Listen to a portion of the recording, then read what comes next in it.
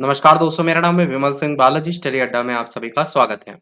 Uttar Pradesh police constable भर्ती परीक्षा का प्रीवियस ईयर आपको लगाना बहुत ज्यादा इंपॉर्टेंट है, क्योंकि कई बार प्रश्न कैसे कैसे पूछे जा चुके हैं वो आपको जानना जरूरी होता है और वैसे ही प्रश्नों पर आधारित कई बार प्रश्न आपको देखने को मिलते हैं।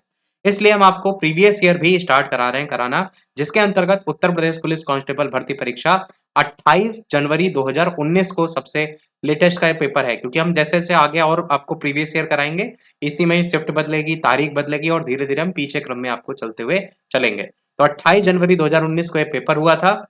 पहली शिफ्ट का जो है ये आपका पेपर है, फर्स्ट शिफ्ट का आपका पेपर है और एग्जाम डेट है 28 जनवरी 2019। तो स्टार्ट करते हैं सामान्य ज्ञान के प्रश्नों से। ध्यान दीजिएगा, यहाँ पर जो करंट अफेयर के प्रश्न होंगे उसको हम नहीं कराएंगे। कारण यह है कि करंट अफेयर के अब उतने पुराने प्रश्न आपसे तो नहीं पूछे जाएंगे, पर यह चीज आपको ध्यान देना है कि करंट अफेयर के कैसे कैसे प्रश्न पूछे गए हैं, क्योंकि उसी पर बेस्ड आपके प्रश्न पूछे जा सकते हैं। जैसे कोई रैंकिंग पूछी गई तो आपको रैंकिंग पर बेस्ड सारे टाइप के जो लेटेस्ट में आपकी रैंकिंग है वो पढ़ लेना है। तो इस तरीके से तो सबसे पहला प्रश्न है, द्रवों का घनत्व मापने के लिए किस उपकरण का उपयोग किया जा सकता है। आंसर की बात करते हैं तो आंसर आपका पिक्नोमीटर जो आपका यहां पर लिखा है, डी वाला ऑप्शन। इसके बारे में पढ़ भी लेते हैं। तो पानी की मात्रा और विशिष्ट गुरुत्व को लेकर के आपका इसका मापन के लिए यूज किया जाता है। एनीमोमीटर की अगर बात करते हैं तो वायु वेग जो है इसके लिए जो है आपका यूज किया जाता है। यूडियोमीटर आपका गैस के मिश्रण का आयतन परिवर्तन के लिए यूज किया जाता है। सबसे ज्यादा जो इंपॉर्टेंट है आपका यहाँ पर वो है आपका हाइड्रोमीटर। इसको आपको बिल्कुल नहीं भूलना है, बहुत बार पूछा जाता है द्रव घनत्व के लिए। वेब मीटर आपका मृदा के आंतरिक गुणों के मापन के लिए है।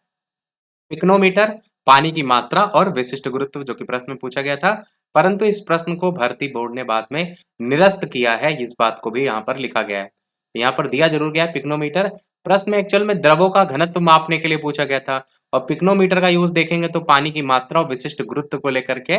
यही एक कारण होगा कि इस प्रश्न को निरस्त किया गया होगा, पर आपको याद रखना है पिक्नोमीटर किससे संबंधित है। अगला केंद्रीय विश्वविद्यालय बाबा साहब भीमराव अंबेडकर विश्वविद्यालय विद्या विहार किस शहर में है। तो आंसर आपका लखनऊ के अंतर्गत जो है ये आपका है। 1966 आपका है, जिसमें डॉक्टर UN राव के द्वारा लखनऊ के विद्या विहार में स्थापित एक केंद्रीय विश्वविद्यालय। ये विश्वविद्यालय विभिन्न क्षेत्रों में उच्च स्तरीय शिक्षण जो है उसको बढ़ावा देने के उद्देश्य से स्थापित किया गया है। अगला है, उत्तर प्रदेश पुलिस का मुख्यालय कहाँ स्थित है। आंसर की बात करते हैं तो प्रयागराज में आपका ये स्थित है। प्रश्न काल के टाइम में उत्तर प्रदेश पुलिस मुख्यालय प्रयागराज में था, पर वर्तमान में आपका नहीं है। वर्तमान में ये आपका लखनऊ में स्थानांतरित हो गया है। तो अब आपको क्या याद रखना है, लखनऊ याद रखना है कि वर्तमान में उत्तर प्रदेश पुलिस का मुख्यालय 7 जून 2019 को लखनऊ में स्थानांतरित हो गया है। इस मुख्यालय की बिल्डिंग को सिग्नेचर बिल्डिंग के नाम से जाना जाता है। ये भी बढ़िया क्वेश्चन है। उत्तराखंड किस वर्ष अस्तित्व में आया था। तो ये हम आपको बता चुके हैं, सन 2000 में आया था। इसके बारे में अगर बात करें तो उत्तराखंड 9 नवंबर 2000 ईस्वी को उत्तर प्रदेश के उत्तर में स्थित हिमालय जिलों को काटकर बनाया गया भारत का 27वां राज्य है। इसकी राजधानी क्या है, तो देहरादून है।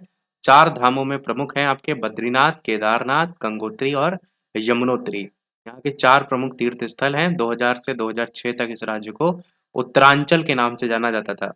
2007 में से नाम दिया गया है उत्तराखंड। अगला प्रश्न आपका है, बरसाना होली किसके साथ खेली जाती है। आंसर की बात करते हैं, देखिए पत्थर वगैरह तो आप ऐसे ऑप्शन काट देंगे, तो आंसर यहाँ पर डंडा यहाँ पर जो है वो सही होगा। बरसाना की लठमार होली जो है वो डंडे से खेली जाती है। यहाँ की लठमार होली पूरे विश्व में प्रसिद्ध है।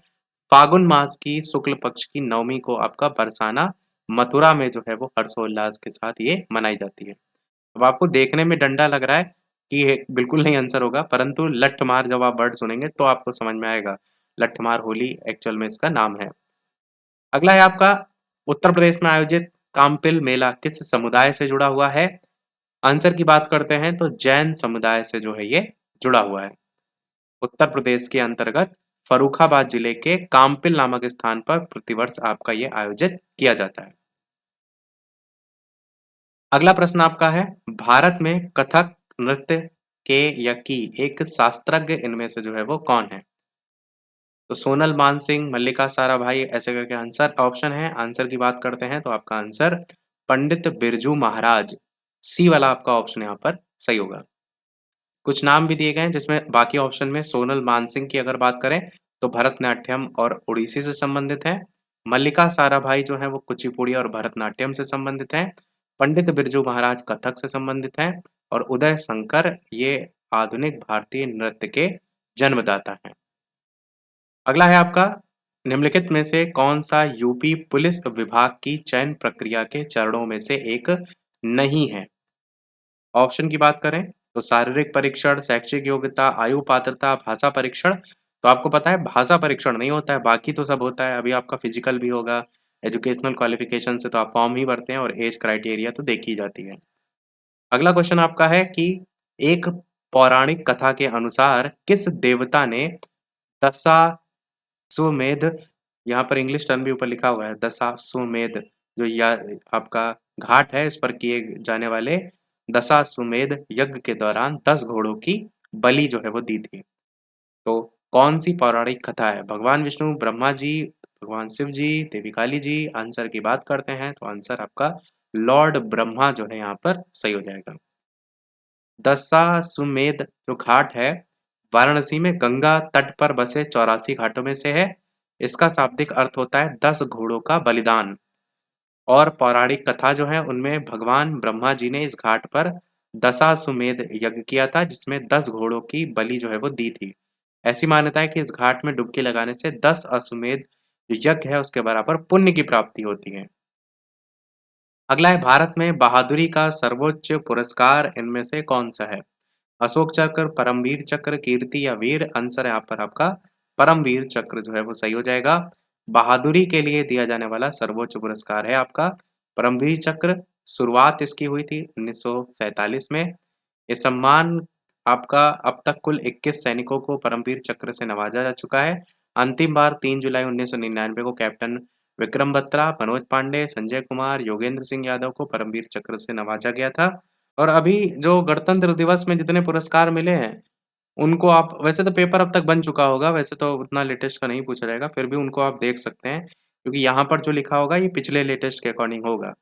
ये भी लिखा है कि वीरता पुरस्कार जो हैं वो रैंकिंग घटते हुए क्रम में क्या है, सबसे बड़ा वीरता पुरस्कार परमवीर चक्र है, फिर अशोक चक्र है, फिर कीर्ति चक्र है और फिर आपका शौर्य चक्र है। प्रश्न नंबर 11 आपका है, माई पैसेज फ्रॉम इंडिया। जैसे आप ये एक पुस्तक पूछी गई ना तो इससे ये क्लियर होता है कि आपके पेपर में एक ना एक पुस्तक पूछी जाएगी। तो जितनी चर्चा में आपकी पुस्तकें हैं उनको एक बार आप देख लीजिए। तो माई पैसेज फ्रॉम इंडिया किसके द्वारा लिखी गई किताब है? आंसर यहाँ पर ऑप्शन डी आपका इस्माइल मर्चेंट जो लिखा हुआ है ये आपका जो है यहाँ पर सही हो जाएगा। इनकी जो है ये पुस्तक है। बाकी मुल्क राज आनंद भारतीय अंग्रेजी साहित्यकार हैं, उनकी भी रचनाएं दी गई हैं, वो भी देख सकते हैं और बाकियों की भी रचनाएं यहाँ पर दी गई हैं। अगला है, विश्व पर्यावरण दिवस किस दिन मनाया जाता है? सभी को पता है विश्व पर्यावरण दिवस 5 जून को मनाया जाता है। और वर्ष 1972 में 5 जून से 16 जून तक संयुक्त राष्ट्र महासभा द्वारा आयोजित विश्व पर्यावरण सम्मेलन में चर्चा हुई थी। उसके बाद आपका ये मनाया जाने लगा है। इस चीज को भी समझिए कि विश्व पर्यावरण दिवस पहली बार आपका 5 जून 1974 को मनाया गया। और अन्य जो दिवस है उसमें 22 अप्रैल को पृथ्वी दिवस, 8 मई ऑप्शन में दिया गया था विश्व रेड क्रॉस दिवस, और 21 जून जो ऑप्शन दिया गया था उसमें अंतर्राष्ट्रीय योग दिवस। बाकी ऑप्शन भी देख लीजिएगा, ये सभी आपका सी वाला ऑप्शन यहाँ पर सही हो जाएगा। अगला है, जेट इंजन का आविष्कार इनमें से किसने किया था? तो किसके द्वारा किया गया था? आंसर की बात करते हैं, ऑप्शन नंबर बी यानी कि सर फ्रैंक विटल, ये आपका ऑप्शन यहाँ पर सही होगा। जेट इंजन का जो आविष्कार है वो सर फ्रैंक विटल ने 1907 में जो है वो किया था। ये इंजन जो था संवेग संरक्षण के सिद्धांत पर कार्य करने वाला एक प्रकार का इंजन था, तो ये सिद्धांत याद रख सकते हैं। जेम्स वॉट ने भाप के इंजन का आविष्कार किया था। और रोजर जो बेकन है उन्होंने सूक्ष्मदर्शी बनाने में योगदान दिया था। और लुइस एडिसन जो है उन्होंने वाटरमैन ने फाउंट, यहाँ पर लुइस एडिसन वाटरमैन इनका पूरा ही नाम होगा, क्योंकि नेम वाटरमैन ही देखने को मिलता है। वाटरमैन ने फाउंटेन पेन का आविष्कार किया था। ऑप्शन में बाकी दिए गए ना, इन्हीं ऑप्शन को ही यहाँ पर बताया गया है। आंसर यहाँ पर सर फ्रैंक विटल हो जाएगा। अगला है, इनमें से कौन सा सामाजिक मीडिया नेटवर्क एक सार्वजनिक रूप से सूचीबद्ध कंपनी नहीं है? ट्विटर, फेसबुक, वीबो या कोरा? आंसर की बात करते हैं तो आपका आंसर क्वेरा जो आप देख रहे हैं ये आपका सोशल मीडिया नेटवर्क के तौर पर जो है आपका जाना नहीं जाता है। ट्विटर, फेसबुक, वीवो एक सामाजिक मीडिया नेटवर्किंग क्षेत्र में सार्वजनिक रूप से सूचीबद्ध कंपनियां हैं, लेकिन कोएरा जो है वो एक अमेरिकी वेबसाइट है जो लोगों को किसी भी प्रश्न के पूछने और उस प्रश्न का उत्तर पाने का मंच उपलब्ध कराती है। देखते हैं, अगर आप कोई सर्च करते हैं कोई चीज़, तो वहाँ पर वेबसाइट आती है क्वेरा करके, जहाँ पर क्वेश्चन लिखे रहते हैं, उसके आंसर लिखे रहते हैं। अगला है, किस भारतीय राज्य में सर्वाधिक क्षेत्र में वन आपका स्थित है? केरल, महाराष्ट्र, उत्तर प्रदेश या फिर आपका मध्य प्रदेश? इसके साथ-साथ वीडियो सभी लोग लाइक अवश्य करते रहिएगा, कोशिश हम कर रहे हैं। हर वो बेहतर से बेहतर चीज़ आपको करा सकें जो आपको एग्ज़ाम में हेल्प करे, बस लाइक एटलीस्ट सभी लोग अवश्य कर दीजिएगा। तो बाकी बात करते हैं, किस भारतीय राज्य में सर्वाधिक क्षेत्र में वन? केरल, महाराष्ट्र, उत्तर प्रदेश या मध्य प्रदेश? आंसर आपका हो जाएगा ऑप्शन नंबर डी, यानी कि आपका मध्य प्रदेश। क्षेत्रफल की अगर दृष्टि से बात करते हैं तो भारत का सर्वाधिक वन क्षेत्र वाला राज्य है आपका मध्य प्रदेश। बाकी कुल वन और वृक्षावरण क्षेत्र के मामले में भारत कौन से नंबर पे आता है? तो भारत 10वें नंबर पे आता है। मध्य प्रदेश के अलावा अगर आप देखेंगे तो फिर अरुणाचल प्रदेश का नंबर आता है, फिर छत्तीसगढ़, फिर उड़ीसा, फिर आपका महाराष्ट्र। अगला प्रश्न आपका है, फिनलैंड की शासकीय मुद्रा जो है इनमें से क्या है? एक ना एक पूरे पेपर में प्रश्न मुद्रा से जरूर आता है, वो भी इंटरनेशनल लेवल की। तो सारी आपको मुद्राएं अवश्य पढ़ लेनी है। तो डॉलर, पाउंड, रियाल या यूरो? आंसर आपका यहाँ पर यूरो जो है वो सही हो जाएगा। फिनलैंड की शासकीय मुद्रा क्या है? यूरो है। और यहाँ पर और भी मुद्राएं दी गई हैं जो ऑप्शन में दी हैं, जैसे डॉलर आपका कहाँ कहाँ चलती है? तो संयुक्त राज्य अमेरिका, कनाडा, जिम्बाब्वे, ऑस्ट्रेलिया, इसके अलावा न्यूजीलैंड और आपका हांगकांग, आपका सिंगापुर और आपका ताइवान। रियाल की अगर बात करें तो कतर, यमन, सऊदी अरब, ओमान और आपका ईरान। और इसके साथ-साथ अगर बात करते हैं पौंड या पाउंड कहाँ चलती है, तो सीरिया, सूडान, मिस्र, ब्रिटेन और आपका आयरलैंड। इतनी आप बस याद कर लीजिएगा, क्योंकि जो पूछा जाएगा इनमें से ही पूछा जाता है ज़्यादातर। अगला क्वेश्चन देखते हैं आपका, कौन सी रेखा भारत और पाकिस्तान के बीच की सीमा रेखा तय करती है? सभी को पता है, आपका आंसर रेड क्लिफ हो जाएगा। अच्छा, इस चीज़ को भी ध्यान रखिएगा, मैंने बाकी ऑप्शन भी बताए हैं, यहाँ पर जो बाकी हैं उनको ध्यान रखिएगा। ये तो आपको पता ही है, 17 अगस्त 1947 को भारत विभाजन के बाद भारत और पाकिस्तान के बीच सीमा निर्धारण हुआ था। बाकी जो है आपकी कौन-सी किसके बीच है, उनकी ये लिस्ट दे रखी है, जिसमें सबसे पहले अगर बात करते हैं, तो आपका भारत और चाइना के बीच अगर आप देखेंगे, तो ये आपको देखने को मिलेगी मैकमोहन रेखा। भारत और पाकिस्तान के बीच देखेंगे तो आपका रेडक्लिफ रेखा। पाकिस्तान और अफ़गानिस्तान के बीच में डूरंड रेखा। जर्मनी और फ्रांस के बीच में मैग्नीनॉट रेखा और यूएसए और कनाडा के बीच में 49वीं समानांतर रेखा। प्रैक्टिस सेट में यहाँ कहीं ये क्वेश्चन आया हुआ है, मैंने आपको कराया था। अगला देखते हैं, प्योंगयांग किस देश की राजधानी है? मालदीव, मंगोलिया, मलेशिया, उत्तर कोरिया? आंसर हो जाएगा आपका डी वाला, उत्तर कोरिया की जो है ये राजधानी है। मालदीव की राजधानी क्या है? तो आप कहेंगे माले है। मलेशिया की राजधानी क्या है? तो कुआलालंपुर है। मंगोलिया की राजधानी क्या है? उलान बटोर है। और दक्षिण कोरिया की राजधानी क्या है? तो सियोल है। तो ये आपको जितनी राजधानी दे रखी है, इनको जरूर दिमाग में रखिएगा। इसीलिए हम करा ही रहे हैं आपको प्रीवियस ईयर, ताकि आपको बाकी एक्स्ट्रा नॉलेज जो है वो मिल सके। अगला है आपका, कि निम्नलिखित में से कौन सा संयुक्त राज्य अमेरिका का एक राज्य जो है वो नहीं है? अब देखिए कहाँ तक लेवल गया है पेपर का। 2019 में सोचिए ये पेपर है कि राज्य पूछा जा रहा है। तो अटलांटा जो आप देख रहे हैं ये आपका इसमें नहीं आता है। न्यूयॉर्क जो है वो मिनेसोटा, लुइसियाना आदि संयुक्त राज्य अमेरिका के प्रमुख राज्य हैं, जबकि अटलांटा संयुक्त राज्य अमेरिका के एक राज्य जॉर्जिया की राजधानी है। बाकी न्यूयॉर्क संयुक्त राज्य अमेरिका की सबसे प्राचीन राज्य है, सर्वाधिक आबादी यहीं पर है, वो आपको पता होना चाहिए, जो कि न्यूयॉर्क ऑप्शन ए में जो है वो दिया गया है। अगला प्रश्न आपका है, मलयालम के अलावा दूसरी कौन सी भाषा बोलते हैं लक्षद्वीप के लोग? तमिल या फिर आपका महल या बंगाली या हिंदी? आंसर आपका हो जाएगा महल करके, जो कि लक्षद्वीप भारत का एक केंद्र शासित प्रदेश है।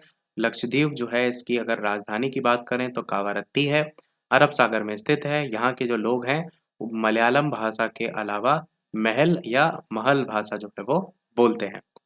इन दोनों भाषाओं के अलावा हिंदी, बंगाली, उड़िया, तमिल, उर्दू ये सब भी जो है वो लैंग्वेज यूज़ करते हैं। महल भाषा का प्रयोग जो है अधिकतर मालदीव समूह के लोग जो है वो करते हैं। अगला कह रहा है, शिवाजी के छोटे बेटे का नाम बताएं जो तीसरे छत्रपति थे। राजाराम, संभाजी, साहू, बाजीराव? आंसर हो जाएगा आपका पहला, यानी कि राजाराम। शिवाजी महाराज का जो जन्म हुआ था वो 19 फरवरी 1630 को जो है वो सिवनेर दुर्ग में हुआ था। मृत्यु 3 अप्रैल 1680 को रायगढ़ में हुई थी। पिता का नाम क्या था? शाहजी भोसले। माता का नाम क्या था? जीजाबाई भोसले।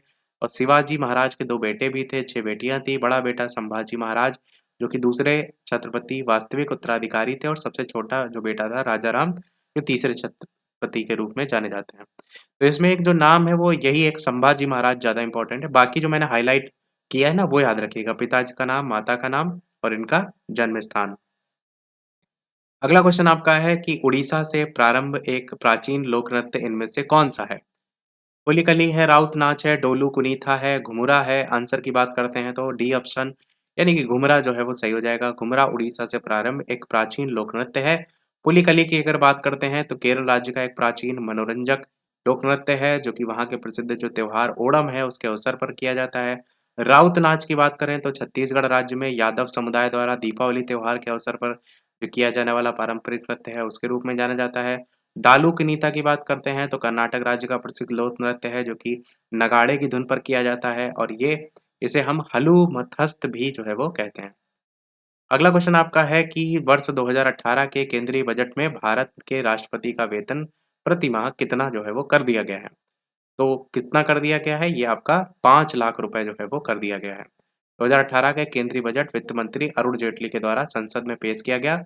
इसमें भारत के राष्ट्रपति का जो मासिक वेतन था वो 1.5 लाख से बढ़ाकर 5 लाख प्रति माह, और उपराष्ट्रपति का जो वेतन है वो 1.10 लाख से बढ़ाकर 4 लाख प्रति माह जो है वो आपका कर दिया गया है। भारत के संविधान की दूसरी अनुसूची में भारत के राष्ट्रपति, राज्यपाल, लोकसभा अध्यक्ष और उपाध्यक्ष, राज्यसभा के सभापति, उपसभापति, उच्चतम न्यायालय के न्यायाधीश और मुख्य न्यायाधीश को प्राप्त होने वाले वेतन, भत्ते और पेंशन आदि का उल्लेख इसमें किया गया है। अगला देखते हैं। तो भारत अपने नारियल के वार्षिक उत्पादन में और इंडोनेशिया के बाद तीसरे स्थान पर है। तो डैश और इंडोनेशिया के बाद पूछा गया है तो आप क्या कहेंगे? फिलीपींस जो है और इंडोनेशिया के बाद तीसरे स्थान पर भारत का नंबर देखने को मिलता है। तो ये दिया गया है इंडोनेशिया, फिर फिलीपींस, फिर भारत, फिर ब्राजील, फिर श्रीलंका। किसकी बात हो रही है? नारियल उत्पादन की बात यहाँ पर हो रही है। भारत में अगर नारियल सबसे ज्यादा बात करें किस राज्य में होता है तो तमिलनाडु राज्य में होता है। तमिलनाडु के बाद केरल, फिर कर्नाटक, फिर आपका आंध्र प्रदेश। अगला क्वेश्चन आपका है 24 जनवरी 1950 को संविधान सभा के 284 सदस्यों ने हस्तलिखित संविधान पर हस्ताक्षर किए जिसमें डैश महिलाएं शामिल थीं। 30, 20, 15 या 25? आंसर हो जाएगा आपका 15। 24 जनवरी 1950 को संविधान सभा की अंतिम बैठक हुई थी। डॉक्टर राजेंद्र प्रसाद जी को इसमें स्वतंत्र भारत का पहला राष्ट्रपति जो है वो बनाया गया था। और बात करते हैं संविधान सभा की ये जो बैठक हुई थी इसमें टोटल 284 जो सदस्य थे उन्होंने इसमें जो है वो भाग लिया था। 15 इसमें महिला सदस्य थीं और सब ने मिलकर हस्तलिखित संविधान पर अपने-अपने जो हस्ताक्षर हैं वो किए थे। 26 जनवरी 1950 को संविधान पूरी तरीके से इसमें लागू हुआ था। अगला आपका है काकोरी रेलगाड़ी लूटपाट की कल्पना रामप्रसाद बिस्मिल और किसके द्वारा जो है वो की गई थी? आंसर की बात करते हैं खुदीराम बोस, शिवराम राजगुरु, अशफाक उल्ला खां या यतीन्द्र नाथ दास। आंसर आपका अशफाक उल्ला खां जो है वो सही हो जाएगा। काकोरी रेलगाड़ी लूटपाट की जो घटना थी वो हुई थी 9 अगस्त 1925 को। लखनऊ जिले के काकोरी रेलवे स्टेशन पर सहारनपुर जो आपका लखनऊ पैसेंजर ट्रेन था उस पर जो है वो हुई थी। इस योजना को लेकर के राम प्रसाद बिस्मिल और अशफाक उल्ला खां ने बनाई थी योजना। इसके चलते राजेंद्र लाहिड़ी और आपका राम प्रसाद बिस्मिल, अशफाक उल्ला खां, रोशन सिंह इनको फांसी की सजा सुनाई गई थी। बाकी जो 16 क्रांतिकारी थे उनको 4 वर्ष की सजा सुनाई गई थी, और इसका नाम अब जो कर दिया गया है वो काकोरी ट्रेन एक्शन कर दिया गया है, इस घटना का नाम। अगला है कि बंगरू में डैश में हाथ की छपाई के प्रसिद्ध केंद्रों में से एक है। तो कहाँ का है ये? आंसर की बात करते हैं जम्मू कश्मीर, राजस्थान, असम या केरल? राजस्थान का है आपका बंगरू। हाथ की छपाई और हथकरघा के प्रसिद्ध जो केंद्र है उसके रूप में जो है ये जाना जाता है। राजस्थान के जयपुर जिले के सांगानेर में स्थित एक नगर पालिका। अगला कह रहा है भारतीय रिजर्व बैंक द्वारा निर्धारित नवंबर 2018 में नगद आरक्षित अनुपात कितना प्रतिशत है? 5, 6, 4 या 7? आंसर की बात करते हैं तो 4% है। सीआरआर नगद आरक्षित अनुपात वो अनुपात होता है जिससे जिसे वाणिज्यिक बैंकों को अपनी कुल जमा का अनिवार्य रूप से भारतीय रिजर्व बैंक के पास जमा करना होता है। सीआरआर की दर बढ़ने पर वाणिज्यिक बैंकों के पास साख सृजन के लिए कम पूंजी शेष रहती है। प्रश्नकाल के टाइम ये दर 4% थी। वर्तमान में अब वर्तमान में आपको देखने को मिलेगा 4.5% करके। यहाँ पर देखेंगे तो 2018 का पूछा गया ना, तो आपको तब का नहीं याद रखना है, आपको वर्तमान का याद रखना है। इसको केवल ये आप डेफिनेशन समझ लीजिएगा, नीचे का 4% मत याद कीजिएगा, 4.5% याद कीजिएगा। अगला है हवा महल 1799 ईस्वी में महाराजा किसके द्वारा बनवाया गया था? पृथ्वीराज चौहान, या राय बुलर भट्टी, सवाई प्रताप सिंह? आंसर की बात करते हैं, सवाई प्रताप सिंह आपका सही हो जाएगा। हवा महल राजस्थान राज्य की राजधानी जयपुर शहर में स्थित है। स्थापना हुई थी 1799 ईस्वी में। महाराजा सवाई प्रताप सिंह जो है उनके द्वारा की गई थी। लाल और बलुआ पत्थर के द्वारा बनाया गया था। राजपुताना कलाकृति का अद्भुत नमूना है। डिजाइन का जो उस्ताद है वो थे लालचंद, उनके द्वारा जो है इसका डिजाइन तैयार किया गया था। संयुक्त राष्ट्र महासचिव एंटोनियो गुटरेस किस देश के प्रधानमंत्री थे? तो किस देश के थे? पुर्तगाल के जो है वो थे।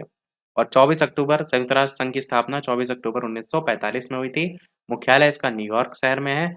वर्तमान में देखेंगे तो आपका संयुक्त राष्ट्र संघ के 9वें जो महासचिव है एंटोनियो गुतरेस हैं, और तो वर्तमान में अभी आपके यही हैं। और यहाँ पर इसके प्रधानमंत्री और संयुक्त राष्ट्र के शरणार्थी संगठन के सदस्य भी ये रह चुके हैं। तो पुर्तगाल के प्रधानमंत्री प्रश्न में पूछा गया था, ये कब रहे हैं? 1995 से सन 2002 के बीच रहे हैं। अगला आपका है, उद्घाटन के बाद लखनऊ के इकाना क्रिकेट स्टेडियम में खेला गया पहला अंतर्राष्ट्रीय क्रिकेट मैच भारत और किसके बीच खेला गया? एक टी20 मैच था। बहुत बढ़िया क्वेश्चन है। West Indies, Sri Lanka, Australia, England? तो ये आपका आंसर वेस्ट इंडीज सही हो जाएगा। वेस्ट इंडीज के साथ खेला गया था, भारत और वेस्ट इंडीज। इकाना स्टेडियम कहाँ है? तो आपको पता है लखनऊ में स्थित है। इसके बारे में बात करें तो लखनऊ में आपका है इंटरनेशनल क्रिकेट स्टेडियम। क्षमता इसकी 50,000 दर्शकों की है। उद्घाटन इसका 2017 में हुआ था। और पहला अंतर्राष्ट्रीय जो मैच खेला गया था वो भारत और वेस्ट इंडीज के बीच खेला गया था। टी20 मैच था ये। और 2018 में स्टेडियम का नाम पूर्व प्रधानमंत्री और भारत रत्न अटल बिहारी वाजपेयी जी के नाम पर रख दिया गया था। ये स्टेडियम अब भारत रत्न अटल बिहारी वाजपेयी अंतर्राष्ट्रीय स्टेडियम के नाम से जाना जाता है। तो अब पूरा नाम क्या है आप कहेंगे? Atal Bihari Vajpayee international cricket stadium. अगला क्वेश्चन आपका है, 2022 के एशियाई खेल की मेजबानी किसके द्वारा की जाएगी? नहीं की गई आप कहेंगे तो चाइना के द्वारा की गई थी। बाकी इसमें भारत के लिए पहला स्वर्ण पदक बजरंग पुनिया ने जीता। 2026 में 20वें एशियाई खेलों का आयोजन जापान के नागोया शहर में होगा, इस बात को ध्यान रखिएगा। अगला क्वेश्चन आपका है करंट अफेयर से संबंधित है, मतलब इसको हम स्किप करते हैं, बाकी देख लीजिएगा। यहाँ पर चीफ ऑफ आर्मी स्टाफ का जो नाम है उस 2016 का पदभार किसने संभाला था वो पूछा गया है। वर्तमान के याद रखिए मनोज मुकुंद नरवणे इस पद पर हैं। प्रश्न जो था बताना पड़ेगा क्योंकि वर्तमान भी तो है इसमें। तो चीफ ऑफ आर्मी स्टाफ आपसे पूछा गया था।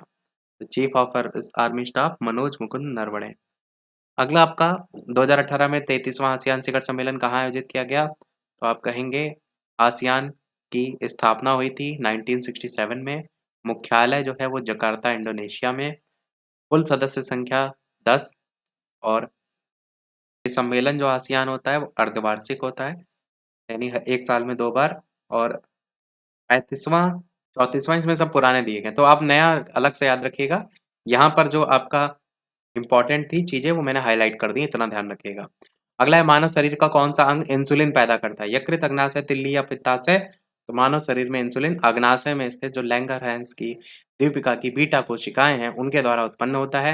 इंसुलिन एक हार्मोन है, मानव शरीर में रुधिर में शर्करा को नियंत्रित करता है। इसकी कमी से क्या होता है? व्यक्ति में डायबिटीज हो जाता है। अग्नाशय आपका एक मिश्रित ग्रंथि भी है, भोजन को ऊर्जा के रूप में बदलने का काम भी करती है। अगला कह रहे हैं, इनमें से कौन सा तत्व है जो एक अधातु है जो कक्षीय तापमान पर द्रव अवस्था में रहता है? पारा, ब्रोमीन, सोडियम, हीलियम? कौन सा सही होगा? आंसर आपका ब्रोमीन जो है यहाँ पर सही हो जाएगा। ब्रोमीन एक आधात्विक तत्व है, कक्षीय तापमान पर द्रव अवस्था में रहता है। मैंने शायद क्वेश्चन कराया था जहां पर बताया था कि ब्रोमीन जब पूछा जाएगा तो आधात्विक तत्व करके पूछा जाता है, जब पारा पूछा जाता है तो धात्विक तत्व करके आता है। तो कक्षीय तापमान पर द्रव अवस्था में रहता है वो तब आएगा जब आपका पारा पूछा गया। यहाँ लिखा भी है मरकरी पारा Hg। बाकी सोडियम धातु हवा के संपर्क में आते ही ज्वलनशील हो जाती, इसलिए सोडियम को केरोसिन में डुबो करके जो है वो रखा जाता है। हीलियम जानते हैं यहाँ पे एक अक्रिय और जहरीली गैस है। निम्नलिखित में से किस तत्व की परमाणु त्रिज्या सबसे छोटी होती है? Bromine, chlorine, sodium, calcium? Answer बात करते हैं तो क्लोरीन आपका सही हो जाएगा। परमाणु त्रिज्या सबसे छोटी होती है। एक रासायनिक तत्व के परमाणु के नाभिक के केंद्र से इलेक्ट्रॉन के बाहरी आवरण तक की दूरी है। और प्रश्न के अनुसार सबसे छोटी परमाणु त्रिज्या क्लोरीन की है, फिर ब्रोमीन की है, फिर सोडियम की है और फिर कैल्शियम की है। 38 प्रश्न लास्ट है इस जीके जीएस वाला पोर्शन का। CH3COO CH2CH3 is the formula.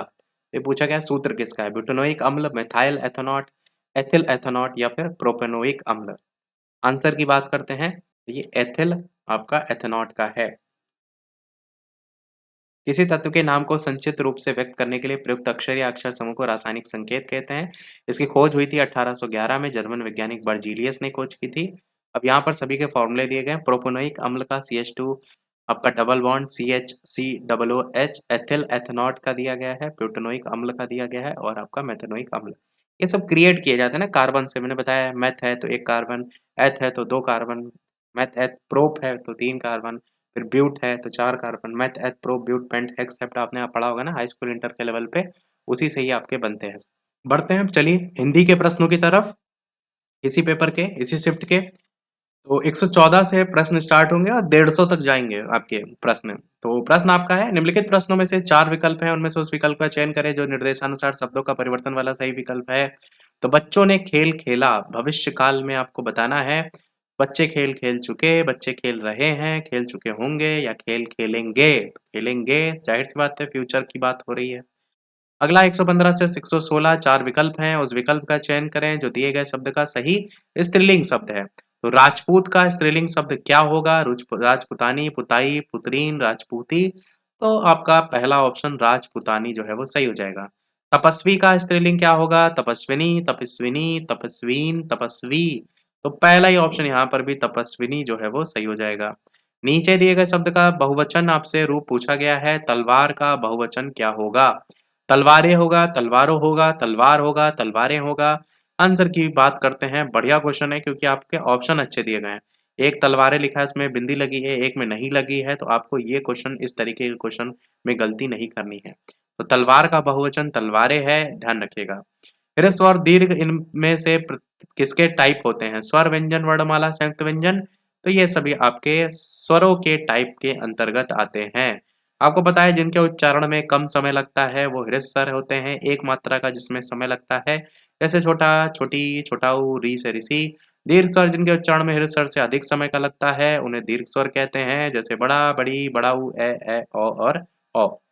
119 प्रश्न पर बढ़ते हैं और प्रश्न आपका है, इनमें से कौन सा ऊष्म व्यंजन है? या, पा, शा या टा। तो आपको पता है ना शा, शा, सा, हा 4 होते हैं ऊष्म व्यंजन, तो यही आपका ऑप्शन सही हो जाएगा।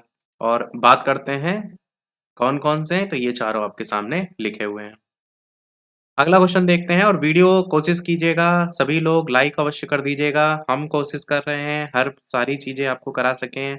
अगर वीडियो 1 भी प्रतिशत अच्छा लगे तो कोशिश कीजिएगा लाइक करने का और सब्सक्राइब करने के साथ ये बेल आइकन अवश्य ऑन कर लीजिएगा। कुछ लोग कहते हैं नोटिफ़िकेशन नहीं मिलता है, तो नोटिफ़िकेशन आप तक अवश्य पहुँचता रहे। तो 120 प्रश्न है आपका, निम्नलिखित जो जोड़ी दे रखी है उनमें से कौन सी जोड़ी सही संज्ञा और उससे बनने वाले विशेषण शब्द की है? पक्ष का पाक्षिक है, प्रेम का प्यार, सुख का दुख, स्वर्ण का सोना। आंसर आपका पहला सही हो जाएगा, पक्ष का पाक्षिक संज्ञा और उससे बनने वाले विशेषण शब्द का युग्म ये जो है वो दिया गया है। सर्वनाम वाले वाक्यों में लिंग का पता किससे चलता है? क्रिया, कर्म, कर्ता या वचन से। तो सर्वनाम वाले वाक्यों में लिंग का पता उसकी क्रिया से जो है वो चलता है। जायसी द्वारा रचित प्रसिद्ध रचना इनमें से कौन सी है? पद्मावत, रसविलास, विज्ञान गीता, श्रृंगार लहरी। तो पहला ऑप्शन सही हो जाएगा, पद्मावत बता चुके हैं ये कई बार आपको। एक चीज और ध्यान रखिएगा, अवधी भाषा में जो है ये लिखी गई है। अगला है भारत दुर्दशा किस प्रसिद्ध लेखक द्वारा रचित उपन्यास है? तो ये तो आपको सारी ट्रिक से रचनाएं बता चुके हैं, नहीं देखी हो तो बालाजी स्टडी अड्डा रचनाएं करके सर्च कीजिएगा यूट्यूब पर, आपको रचनाओं से संबंधित जो ट्रिक है वो मिल जाएंगी। ना मिले तो कमेंट भी कर सकते हैं। आंसर की बात करते हैं तो आंसर यहाँ पर आप क्या कहेंगे? भारत दुर्दशा भारतेंदु हरिश्चंद्र का नाटक है और इस प्रश्न में उपन्यास दिए जाने के कारण पुलिस भर्ती बोर्ड ने इस प्रश्न को निरस्त कर दिया था। तो आपका यहाँ पर जो प्रश्न में पूछा गया है वो उपन्यास करके पूछा गया है, जबकि जो विधा है इसकी वो आपको पता है नाटक है, तो इसलिए इस प्रश्न को निरस्त कर दिया गया था। नीचे दी गई रचनाएं किसी कवि की हैं? चिदम्बरा, उत्तर कला और बूढ़ा चांद। पल्लव आपसे पूछा गया है किसकी हैं? सुमित्रानंदन पंत, अज्ञे, केदारनाथ सिंह या सुभद्रा कुमारी चौहान। आंसर की बात करते हैं तो सुमित्रानंदन पंत आपका सही हो जाएगा। चिदम्बरा, वीणा वल्लभ, युगांत, उत्तरा कला और बूढ़ा चांद सुमित्रानंदन पंत की रचनाएं हैं। चिदम्बरा के लिए इनको मिला था 1968 में ज्ञानपीठ पुरस्कार। सर्वेश्वर दयाल सक्सेना को किस रचना के लिए साहित्य अकादमी पुरस्कार दिया गया था? खूंटियों पर टंगे लोग, जंगल का दर्द, क्या कहकर पुकारूं, गर्म हवाएं। आंसर की बात करते हैं तो आपका आंसर पहला खूंटियों पर टंगे लोग आपका जो है वो सही हो जाएगा। सर्वेश्वर दयाल सक्सेना द्वारा रचित ये आपका एक कविता संग्रह है। 1983 में मरणोपरांत इनको मिला था साहित्य अकादमी पुरस्कार। 126 से 130 तक आपका एक गद्यांश दिया गया है। गद्यांश पढ़ते हैं, समझते हैं। तो लगभग 5 शताब्दी पूर्व पुर्तगाली इतिहासकार डोमिंग पेस ने हम्पी विजयनगर को सपनों की नगरी कहा था। ये संगम वंश के शासकों की राजधानी थी, जिन्होंने 1336 में प्राचीन हम्पी के निर्माण स्थल पर विजयनगर साम्राज्य की नींव रखी थी। लेकिन वह कृष्णदेव राय थे, जिन्होंने भव्य महल और मंदिरों में राजधानी को अलंकृत किया और विजयनगर साम्राज्य की जो सीमाएं हैं उनको दूर-दूर तक फैलाया, जिससे वो दक्षिण भारत का सर्वाधिक शक्तिशाली हिंदू साम्राज्य बने। परंतु इस साम्राज्य की शक्ति का पतन पड़ोसी बहमनी राज्य के संग और उसके सन 1565 में संयुक्त आक्रमण से जो है वो प्रारंभ हो गया था।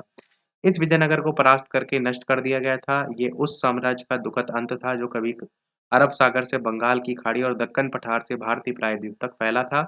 विजयनगर के भग्नावशेष एक दूसरे पर टंगी विशाल चट्टानों की निर्जन दृश्यावली के बीच फैले हैं। दक्षिण भारत के राजनीतिक परिदृश्य में अपने उदय से आप कहेंगे पूर्व कई शताब्दियों से एक प्रख्यात पावन स्थल था।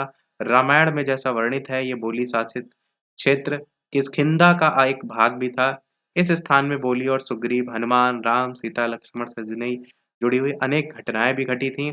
तुंगभद्रा नदी के पार स्थित वर्तमान एनीगोंडी दुर्ग इस वानर साम्राज्य का प्रमुख केंद्र भी था। हम्पी के चट्टानी पर्वत जैसे हेमकूट पर्वत, मातंग पर्वत और माल्यावंत पर्वत का उल्लेख रामायण में भी मिलता है। तुंगभद्रा का प्राचीन नाम और पार्वती का नाम पंपा है, जिसने विरूपाक्ष रूपी शिव से विवाह किया था और इसी पर नगरी का नाम पड़ा था। मैंने पूरा पैराग्राफ क्यों पढ़ा? कारण ये था प्रीवियस ईयर में आया हुआ था, तो आपको भी अवश्य पढ़ना चाहिए और समझना चाहिए कि आप कैसे किस लाइन से आप इस पैराग्राफ में क्वेश्चन जो है वो बन रहे हैं। तो किष्किंधा का भाग किसके शासन का हिस्सा था? आपको स्टार्टिंग में देखने को मिला था, बाली जो है उसका हिस्सा था। किसने हम्पी को सपनों की नगरी जो है वो कहा था? ब्रिटिश इतिहासकार, पुर्तगाली इतिहासकार, बाजार साम्राज्य या पौराणिक पात्र? आंसर आपका बी यानी पुर्तगाली इतिहासकार डोमिंग पेस आपका जो है वो सही हो जाएगा। अगला है हम्पी साम्राज्य की शक्ति का पतन जो है वो कैसे हुआ था? तो ये था संयुक्त जो आक्रमण हुआ था, 2 लोगों ने मिलके किया था, ऊपर मैंने बताया था।